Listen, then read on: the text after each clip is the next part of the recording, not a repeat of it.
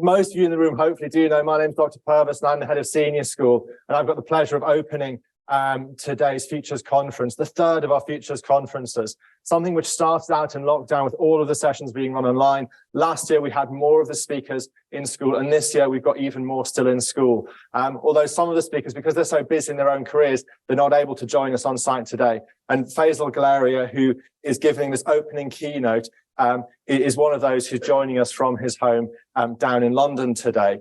Now, when he was at GSAL back in the 80s and into the early 90s, the World Wide Web did not exist. Websites did not exist. And so the career that you're going to go on and hear about, there's no way he could have possibly known about that when he was sitting in the equivalent assembly hall to where you are sitting today. But can I just have a quick show of hands, please? Has anybody ever heard of Starling Bank? Okay, so that's about maybe a third of the audience, hands up. Okay, let's try another one, Kayak. Okay, similar number again, about a quarter maybe, you've heard of that. Skype. Okay, that's pretty much everybody. Spotify. I'm amazed there's a couple of hands not up for Spotify. If you've heard of these companies, one of the main reasons for that is Faisal. He was involved in taking each of these companies up to a $1 billion valuation, in each case in the space of 4 years. And as I say, when he left school, when he left university, websites were only just emerging, just coming out. So from what you can listen and hear from him today, if nothing else, take inspiration. And the inspiration that whatever you might go on and do and achieve in your careers, the things that you can't necessarily know about today. So could you please join me in giving a very warm welcome back to GSAL to Faisal Galeria. So very warm welcome, Faisal, and just check that all the technology is working. Can you hear us? I can, Graham, and thank you so much for that super generous introduction. It's genuinely a privilege to be back at GSAL and have the opportunity to speak to everyone. It's great to have you back here today, and we're so grateful for you sharing the time with us. Now, I've talked a little bit about some aspects of your career, but I know there's so much more to that. Your career overview was described to me as being in disruptive consumer technology and fintech. And I'd love you to tell us more about that. But first of all, I wondered if you could help out myself and the audience by telling us just exactly what is fintech and disruptive consumer technology. Generally, disruptive technologies and the type of companies that I've been in have been early stage startup technologies that have done things better, faster, and cheaper than the companies that they've displaced. So if you think about Starling Bank, it's a bank that's only 10 years old, but is now already bigger than Barclays in the UK and much more profitable. If you think about companies like Skype and Spotify, they also completely changed the way that we listen to music, made music free and available everywhere at any time. And at Skype, we made telephony free and people able to call for anywhere in the world for as long as they want. And it was completely free and completely changed the way that we could communicate, and actually created many of the internet companies that we know today. Like even the system that we're using today, Zoom, is predicated on the early success of Skype. That's fantastic. And I think we'll all agree that all of those technologies, even if we weren't familiar with quite every one of them at the start, have genuinely made a change, I think probably to the lives of everybody in this room, and certainly far beyond that. I wondered if you could possibly tell us a little bit about your time at Leeds Grammar School as it was at the time. I think one of the things which makes this conference so powerful for all of those students who are here is that so many of the speakers we have grew up in Leeds. In many cases, they were sitting in the seats or equivalent seats in Leeds Girls High School and Leeds Grammar School as you would have been before that. And what it was like as a student that sort of set you up and then gave you the opportunities going into your career.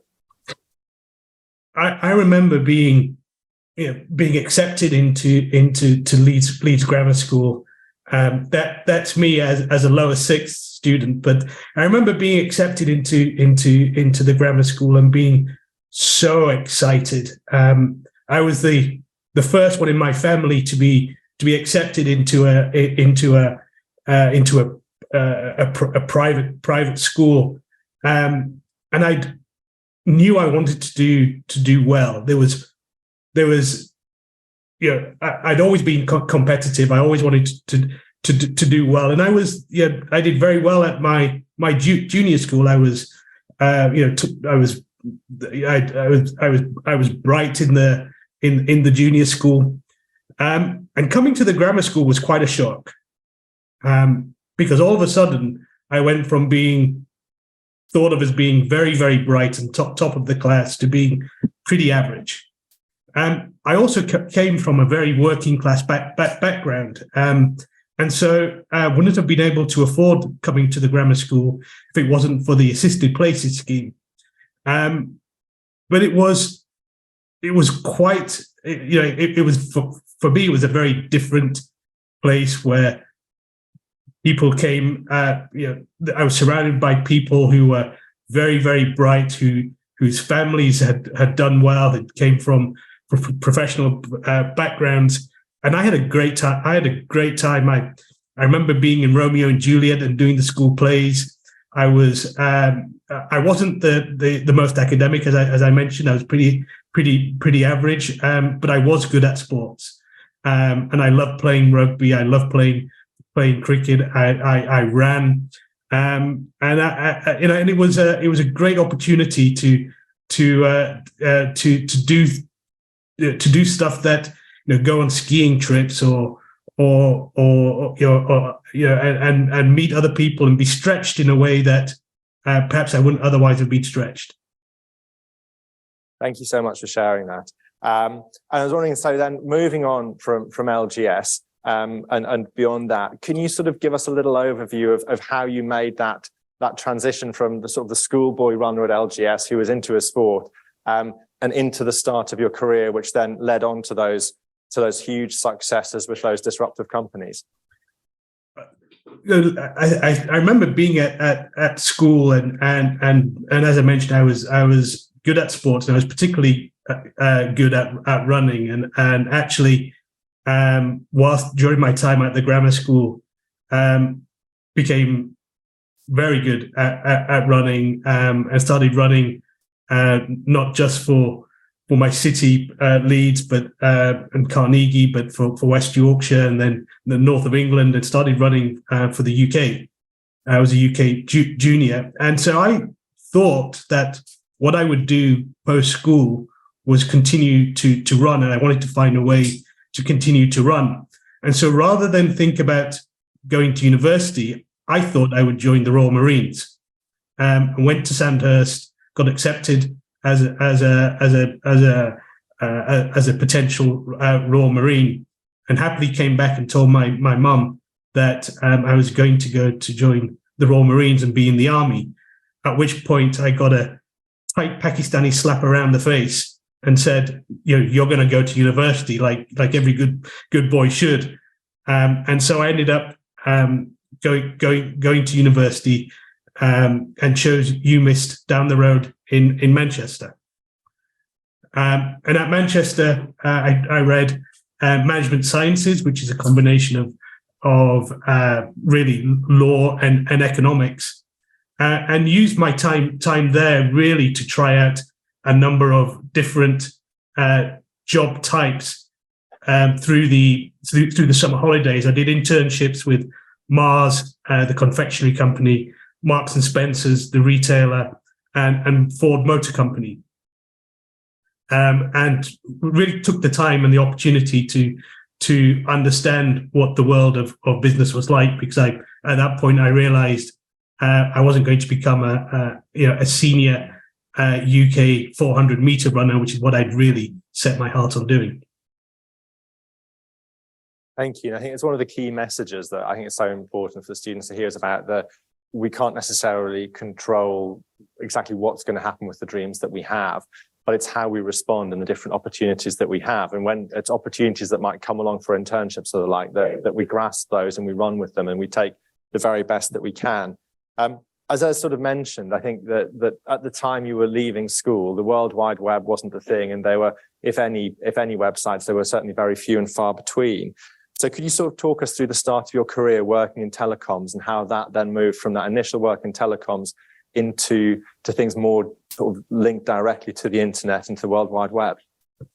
Sure. So having done these internships with Mars and Marks and Spencer and Ford Motor Company, I knew that I wanted a varied career. So I was offered a job with Arthur Andersen and as a management consultant. So I moved down to London, and the team that I joined was actually energy and utilities.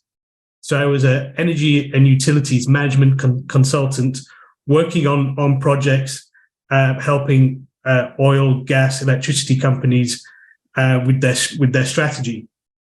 And about 2 years into that, so we're now talking about 97, 98, one of the partners came to me and said, we're starting to get some projects in the internet space, and we need a strategist, a junior strategist. And the internet has to be just like energy and utilities, where you put bits and bytes through a pipe, right? So if that's the case, if it's bits and bytes through a pipe, you're now going to be an internet consultant, and we've got a project for you. So that's how I started. And I think that the project was with a company called Orange, which was a mobile phone company at the time. That was my first foray into the technology space. That's fantastic. That's great to hear. Thank you for sharing that with us. You've obviously been hugely successful in your own career, and I was wondering if you could tell us about what you think are what is the key skill or the key set of skills and attributes which have helped you to realize that success. I think a lot of it really comes down to remaining that 14, 15, 16-year-old kid at Leeds Grammar School. The same things that made me successful on the track then are what have helped me in every stage of my career ever since. Being competitive, being up for the challenge, being able to train hard, get up before school, train at lunchtime, be focused on winning, go out and compete at the weekend. Sometimes win, but sometimes fail and not win. But if I didn't win, I would come back. And I was running eventually against people like Roger Black, who would go on to compete in the Olympics. I was never going to win every time. But the idea, what drove me was I could eke out incremental seconds or do a little bit better. And that's what's driven me ever since. It's that desire to win and get stuff done. So if you translate that into that desire to win and to compete into the working world, I think what's really been important for me is I've been the one to get stuff done, whether it's the chairman or the CEO or the clients or the investors, they've been able to rely on me to be competitive, to have the desire to win and to get stuff done. And even when things go wrong, to get back up like I did on the track and try again and try again. Thank you. Now, I wonder if you don't mind talking a little bit more about sort of personally, instead of your career, about your life. You've already shared with us about growing up in Leeds from a working class background and how you came to LGS on an assisted place. Sort of the modern equivalent would be in terms of things like the sort of the bursarial support with fees.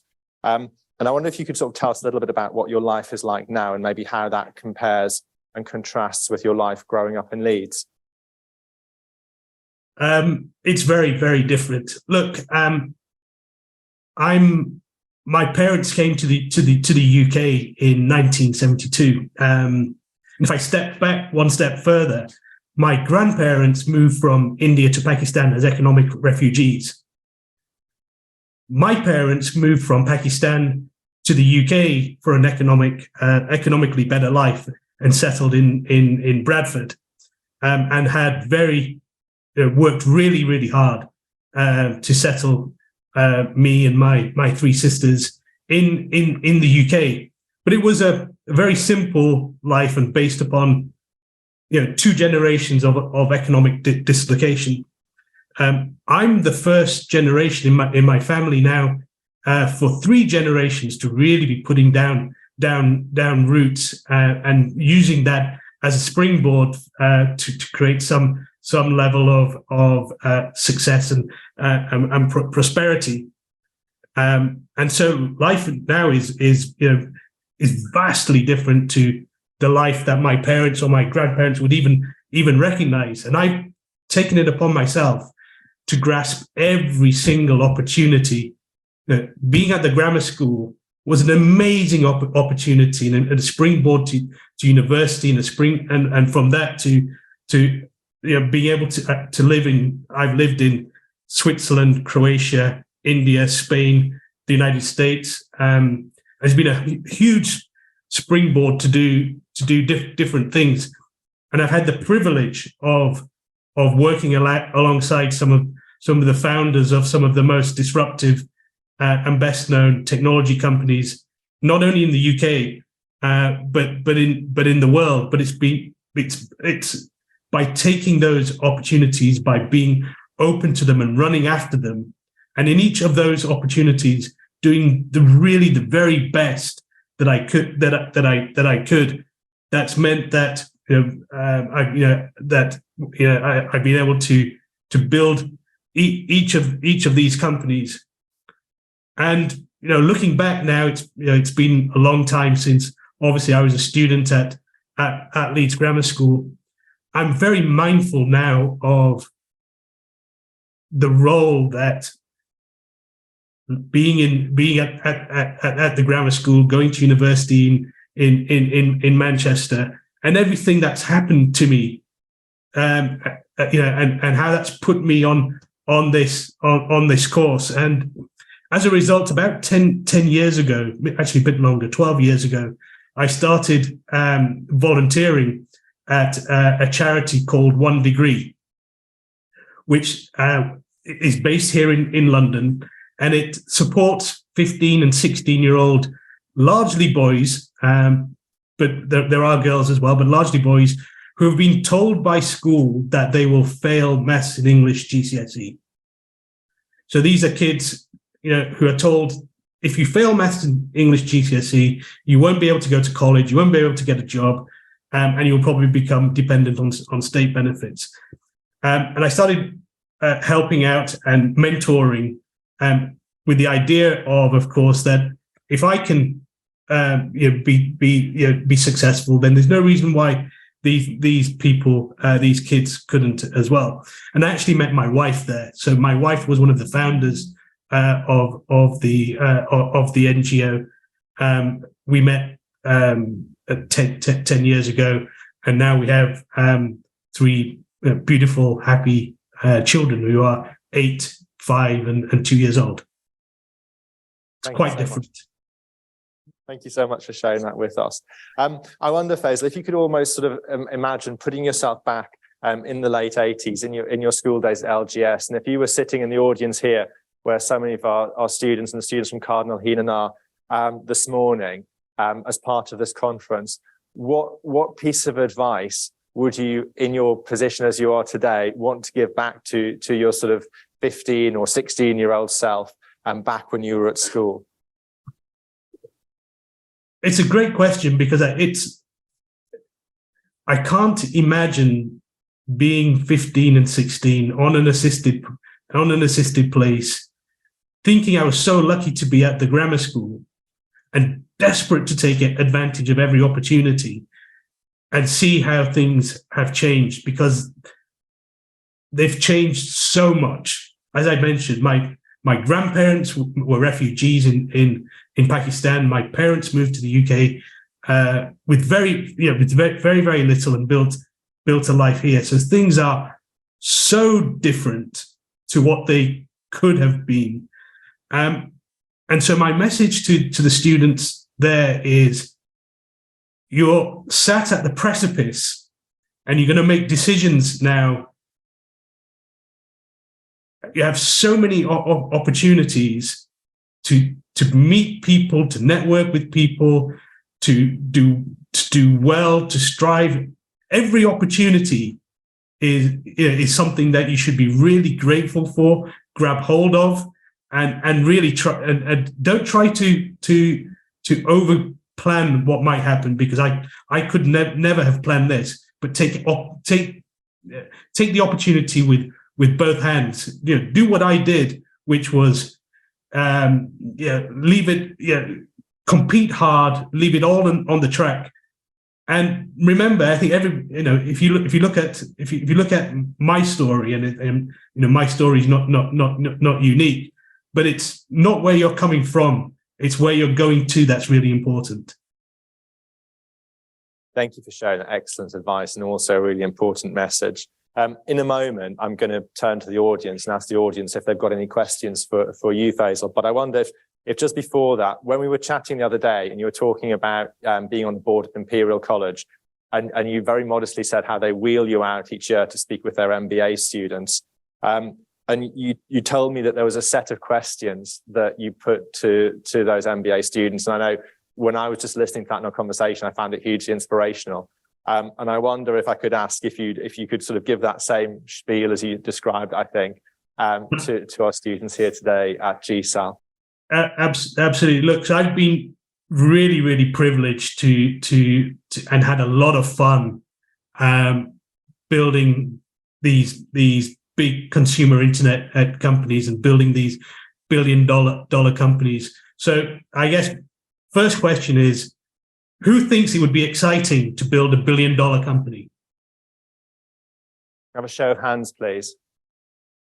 Okay, so we've got it's about the same number of who'd heard of Spotify. So I reckon we're over the 90% mark. Great.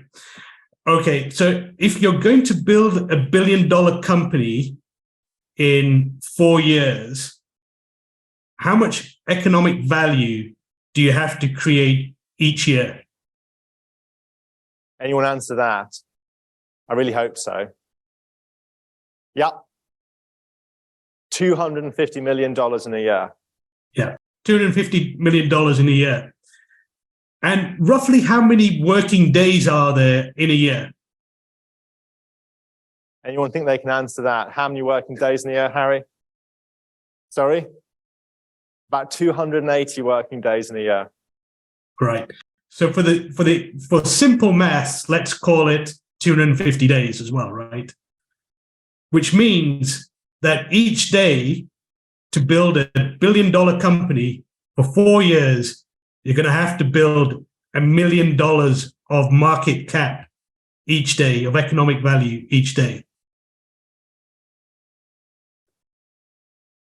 That's not easy. It's seriously not easy. And so the question that I have for you is, what are you prepared to do? What are you prepared not to do? And what are you prepared to sacrifice to build $1 million of value every day, because it's bloody hard work?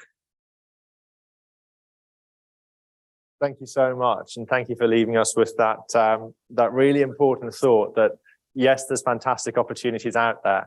And it's about taking those opportunities and also making those judgments about how much do we actually want to achieve that success, and what is it worth to us. We're coming towards the end of our time, but I think we've probably got time for 2 or 3 questions from the audience. So if anyone's got a question they'd like to ask Faisal, could you please raise your hand, and then I will repeat it for you. Yes, up there towards the back. So I don't know if you heard that, Faisal. It is pretty similar to one of the questions you've already given, which is, what is the advice you'd give to people in this room? So maybe, is there a second piece of advice that you would share with the students in front of you today? A second, look, so I think if I've got a couple of things I could leave you with, it's grab every opportunity that comes your way.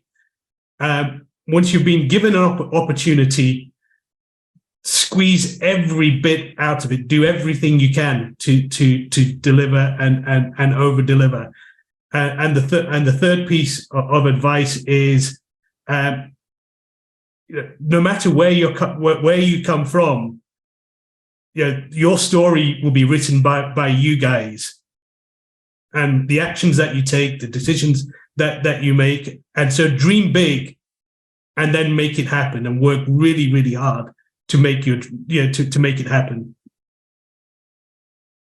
Thank you for that. I think we've probably got time for maybe one or two more questions, if there's any around the room.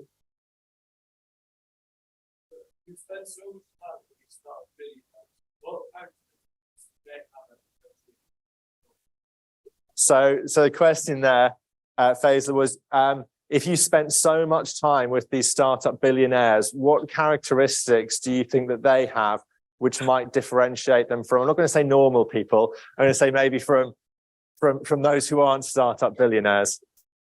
In my observation of this type of people is, there are,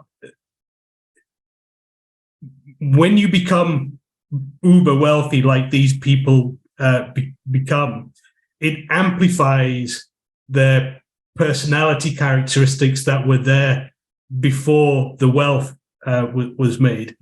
And so those people that were generous and humble and realize how lucky they were, when the wealth comes and they become super successful, become even more grateful and thankful and appreciative, and realize how lucky they are. And it accentuates all those good and positive qualities that were there, and the money really acts as an amplification.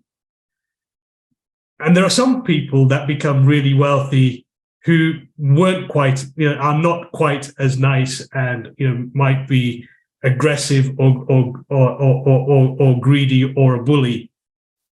And the fast accumulation of wealth and success amplifies their own story of why they became successful, and they become even bigger bullies and nasty people. So my observation is that wealth amplifies the personality and the characteristics that were always there. Thank you for that fascinating insight. And I think we have time for one more question. Yes.